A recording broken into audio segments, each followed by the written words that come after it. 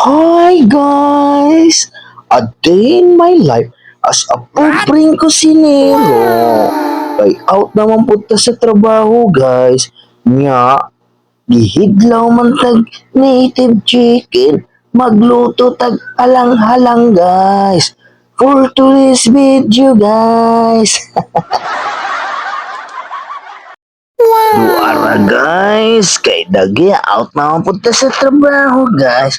Magluto na punta og manok guys. Native na pud akong giluto guys. Kay gimingaw man ko kaunan guys. Mauna siya itawag sa Bisaya na halang-halang guys, pero dili halang. Tuwa may sili. Dili ta maghalang guys, kinamatay batang mukhaon guys. So to ara guys, ako na din ang gigisa guys. Then gimikos-mikos, din gibutangan ako liquid milk guys na coconut o lemongrass guys. Dili man na mawala, basta magluto, tagay mo na yung makapahumot sa atong luto guys. So ara guys, ako nang gilulod ang sayuti guys. Kapayas umunta ako butang nga na guys niya kay gabi naman di na matakitang manugit guys. So yuti na lang do ara guys kay ni bukal naman na guys.